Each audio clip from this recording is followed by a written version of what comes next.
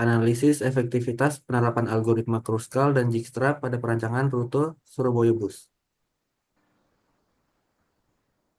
Sebelumnya di sini kami akan memperkenalkan diri terlebih dahulu. Saya Samarika Putra Sugian dengan NIM akhir 233. Kemudian saya Nafila Hanum dengan NIM akhir 109. Saya Davanov Diksi Engineering dengan NIM 201.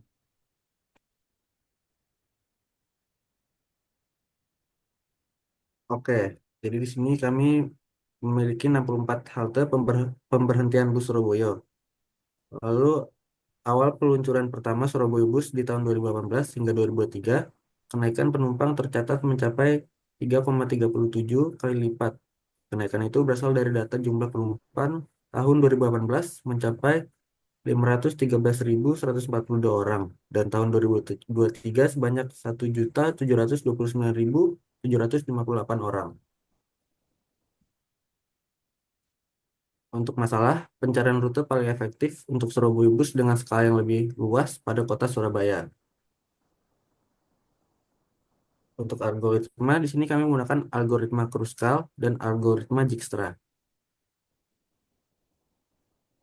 Untuk algoritma Kruskal adalah metode untuk mencari minimum spanning tree atau MST dengan memilih sisi-sisi berbobot minimum secara bertahap tanpa membentuk siklus hingga semua simpul terhubung. Untuk algoritma Dijkstra adalah metode untuk mencari jalur terpendek dari satu simpul ke semua simpul lain dengan menambahkan pendekatan heuristik untuk mempercepat proses pencarian berdasarkan estimasi jarak ke tujuan. Lalu untuk implementasinya, lalu untuk implementasinya, untuk algoritma Kruskal sendiri digunakan untuk menghubungkan halte-halte Surabaya Bus dengan jalur yang memiliki jarak terpendek guna mengoptimalkan jaringan rute bus.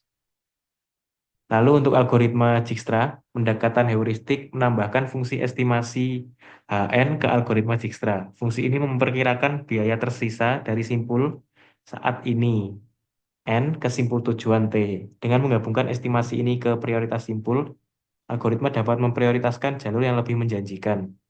Graf mempresentasikan jaringan halte di mana simpul adalah halte dan edge adalah jalur antar halte dengan bobot berupa jarak atau waktu tempuh. Lalu untuk pseudocode dari algoritma Kruskal, jadi mulai dengan graf yang mewakili halte bus dan rute di antaranya, lalu halte adalah graf dengan edge berupa rute antara antara halte dengan bobot. Jadi untuk strukturnya, kita membuat struktur untuk data union find untuk melacak komponen terhubung antara halte seperti ini. Jadi ini diinisialisasi kosong itu untuk menyimpan rute yang telah dihitung yang bisa masuk ke MST-nya. Jadi setelah dapat untuk setiap rute, kita kembalikan rute optimal untuk jaringan halte melalui MST. Nah, seperti ini. Setiap halte, setiap halte sebagai induk awalnya, lalu tingkatan awal semua halte adalah nol. Dan ini untuk kompresi.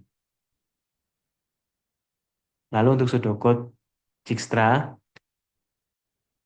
graf yang berisi simpul V dan HE. Jadi ini simpul awal S dan simpul tujuan T. Lalu HN ini untuk penambahan fungsi heuristik, yaitu jarak Euklidean antar halte. Lalu antrian prioritas untuk simpul yang akan dieksplorasi. Biaya jalur terpendek dari S ke setiap simpul diinisialisasi ke tak terhingga.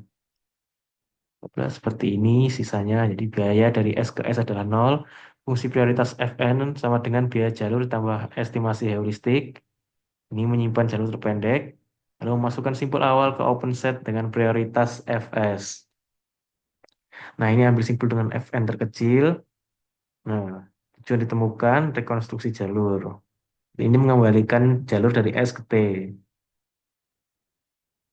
Ini biaya menuju tetangga melalui Qren. Nah, update nilai Fn, tentukan Qren sebagai parent, lalu masukkan neighbor ke open set, lalu jika tidak ditemukan, akan keluar seperti ini. Ini untuk menghandle errornya.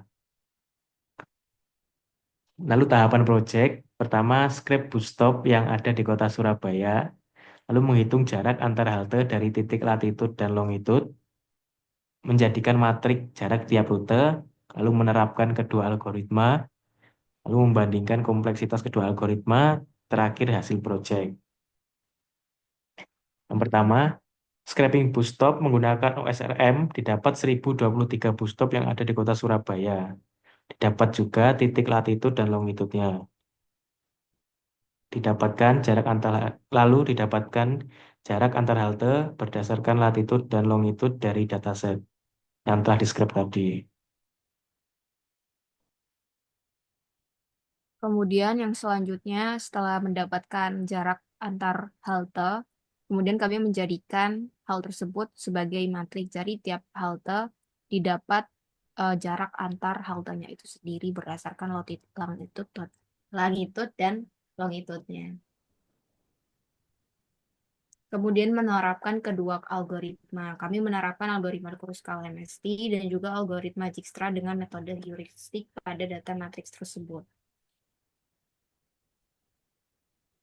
Nah, berikut kemudian kami membandingkan hasil dari kedua algoritma tersebut. Di sini ada rute bus Surabaya yang akan dijelaskan lebih dalam di next slide.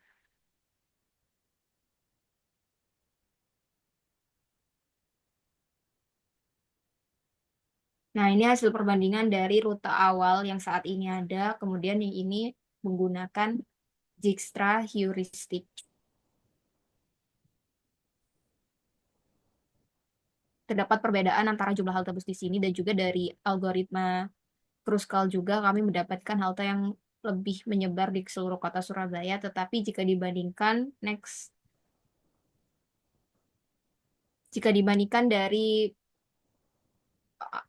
pemrogramannya, kami mendapatkan di sini Kruskal dieksekusi dalam waktu 4,9754 detik, kemudian menggunakan memori puncak sebanyak 69.711,11 kilobyte, kemudian total jarak tempuhnya 195 km, dan Dijkstra dengan waktu eksekusi 1710,5338 detik, kemudian untuk penggunaan memori puncaknya 2.850 kilobyte dan juga untuk total jarak tempuhnya sebesar 306,75 km.